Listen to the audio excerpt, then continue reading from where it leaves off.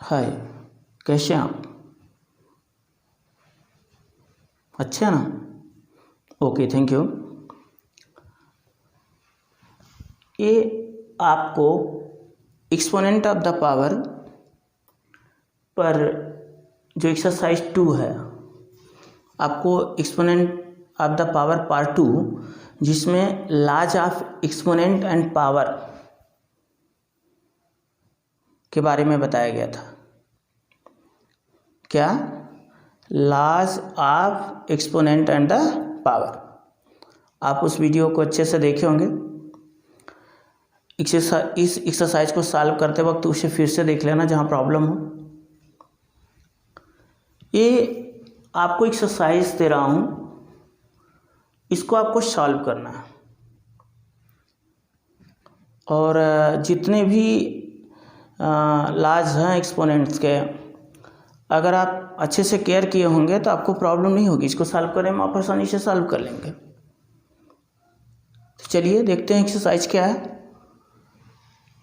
Question number 1 है, express each of the following product, express each of the following product in exponential form.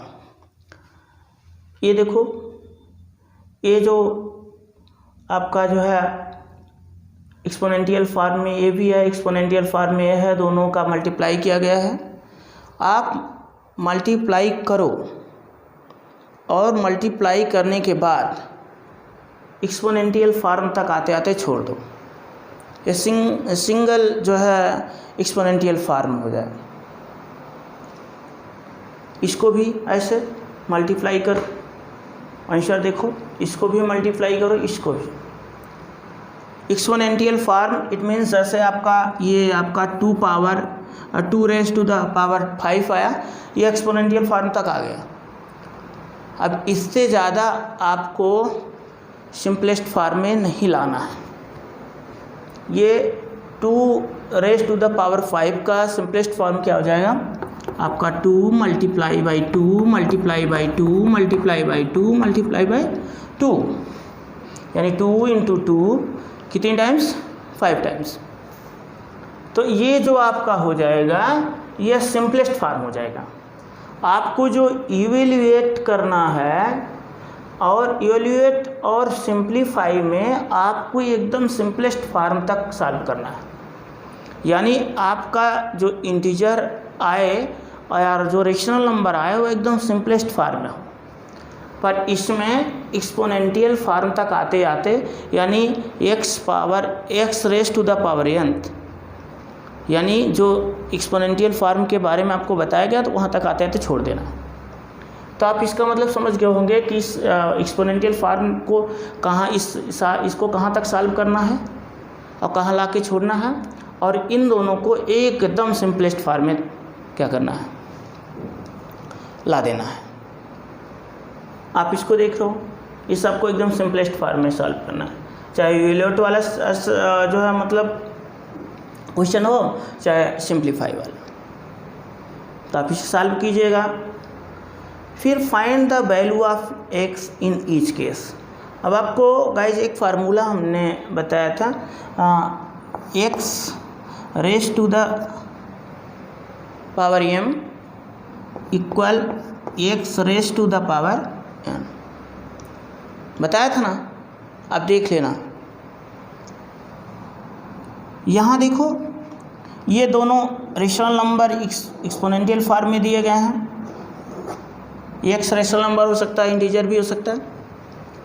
तो यह exponential form दिए गए हैं, दोनों का बेस क्या है? इक्वल है। तो इसमें बताया गया था implies that m equal n, m equal to n।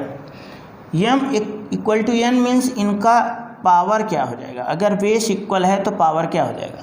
Equal हो जाएगा। तो यहाँ देखो, आपको यह 256 को भी 2 raise to the power something जो भी हो उसके रूप में चेंज कर लेना है, 2 के पावर के रूप में। फिर देखेंगे दोनों का बेस इक्वल है तो पावर इक्वल हो जाएगा, तो आप x की वैल्यू निकाल लेंगे। सेम ऐसे यहाँ भी करना है, सेम ऐसे यहाँ भी करना है। समझ रहा ना? Okay, thank you.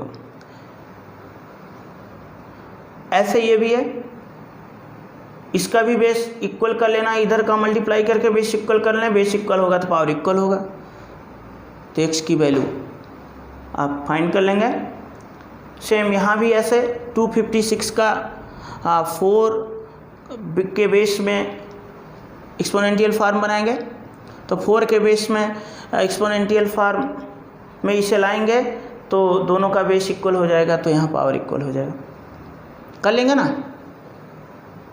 फिर using the law of exponents determine x such that, ये देखो यहाँ भी सेम यही फार्मूला लगेगा, इसको भी आप 3 raise to the power something के रूप में चेंज करके पावर बेस इक्वल कर लेंगे तो पावर इक्वल हो जाएगा। कर लेंगे ना। सेम यहाँ भी दोनों का बेस इक्वल करना है, बेस इक्वल करके पावर इक्वल कर लेना है इस फार्मूले के द्वारा। जब पावर इक्वल हो जाएगी तो x की वैल्यू आप फाइंड कर लेंगे। आप करिएगा, और जहाँ प्रॉब्लम हो आप जो पार्ट 2 पढ़ाया गया है, जो आपके पास वीडियो है ये, तो आप उसको फिर से रिवाइज कर लेना, देख लेना। फिर भी आप सॉल्व करके आप मेरे व्हाट्सएप नंबर पर सेंड करना। अगर आप नहीं सेंड कर रहे हैं तो कम से कम जो है आप कमेंट के माध्यम से ये तो बता देंगे कि ये सॉल्व कर लिया, ये क्वेश्चन हमको अभी नहीं आया, तो फिर तो इसका सॉल्व तो हम देंगे ही, पर आप ऐसा करिएगा और करके हमको बताइएगा। करेंगे ना भाई? अरे आप तो करेंगे ही। अब अच्छे से करना और फटाफट करना और हमको बताना। जितना जल्दी आप बताओगे उतना जल्दी हम इसका सॉल्व आपको देंगे और फिर आगे नेक्स्ट एक्सरसाइज पढ़ाएंगे। अब आपके ऊपर डिपेंड करता है कि आप वर्क कितना अच्छा करते हो। देखो ऐसे हम पढ़ क्यों रहे हैं, हम कोई भी काम क्यों करते हैं? आप कहते हो कि हम पढ़ रहे हैं कि सफल इंसान बनने के लिए। सफल इंसान का मतलब क्या होता है? हर इंसान की सफलता अलग अलग होती है और अलग अलग ढंग से वो सफलता चाहता है। अब उस जिस प्रकार की वो सफलता चाहता है उसी तरह की उसकी सोच होती है और वही से सोच उसको ये बताती है कि इस तरह की सफलता प्राप्त कर लोगे तो तुम खुश हो जाओगे। यानी एट लास्ट आप अपनी खुशी ढूंढते हो, है ना? और फिर तब आपकी अगर इसमें खुशी है, आपको पढ़ाई करना है, जितना आगे से आगे बड़ा सा बड़ा एम आप बनाओगे, जितना अच्छा आदमी बड़ा आदमी बनना चाहो उतनी बड़ी चीज़ें आपको हासिल करना होगा और उसके लिए उतना ही बड़ा प्रयास करना होगा। तो आप अच्छे से प्रयास करो, जहाँ प्रॉब्लम हो आप शेयर करो, हम लोग प्रयास करेंगे, पर आप वर्क तो अच्छे से ज़रूर करो। हाँ, अभी ये कोरोना काल चल रहा है, आपको प्रॉब्लम होती होगी। कुछ लोग बोलते हैं कि जैसे मतलब हमेशा एक ही काम करते करते ऊब जाते हैं। ऐसे क्यों ऊब जाते हो? किस काम में आप ऊबते हो? एक दो कारण हो सकता है। एक तो आप ये जो आप अपना एम बनाया हो, जो आपका एम है उसके प्रति एक्टिव नहीं हो। अगर एक्टिव हो गए तो कोई परेशानी आपको जो है मतलब दिखा नहीं सकती, कुछ भी हो। देखो गर्मी है ना, फिर भी आपको पढ़ाना है, पढ़ा रहे हैं और ढेर सारा वर्क करना होता है। हम लोग राइटिंग करते हैं, फिर और भी बहुत सा काम है, आपको पढ़ा रहे हैं और बहुत से वर्क हैं। अब उसको तो करना है। अब जब करना है तो करना है। नेचर का सिस्टम तो हम बदल नहीं सकते। बारिश तो बादल का काम है, मौसम का काम है। ये जो गर्मी फैल रही है कि मस्त मौसम रहेगा, ये इन्वायरमेंट जाने, ये मौसम जाने, ये अपने ऊपर तो डिपेंड नहीं है। अब जो भी मौसम होगा हम उसमें अपने एम के प्रति हमेशा कार्यशील रहेंगे, अच्छे से वर्क करेंगे, हार्ड वर्क करेंगे और जितना हार्ड वर्क करेंगे सफलता अपने ऊपर, क्योंकि अपने कर्म पर जो है अपना जो है मतलब अधिकार होता है कि हम कर्म करें। पर मौसम बदल कर कर्म करें, जो व्यवस्थाएं घर पर नहीं हैं वो व्यवस्थाएं हो जाएं तब कर्म करें। तो फिर तो नई नई व्यवस्थाएं जो है मतलब आती रहेंगी और उसकी आवश्यकताएं आपके जीवन में बढ़ती रहेंगी, तो फिर कैसे पढ़ोगे? तो आप तो ऐसा नहीं करोगे, आप तो एक्टिव हो लाइफ के प्रति, आप जो है मतलब हमेशा कार्यशील हो। और मुझे यकीन है कि आप इस तरह की बातें नहीं सोचोगे। जो भी परिस्थिति है उस परिस्थिति में आप अच्छे से वर्क करोगे और वर्क करके कमेंट के माध्यम से हमें बराबर बताते रहोगे कि आपने कितना अच्छा कर्म किया, कितना ज़्यादा वर्क किया, क्या किया।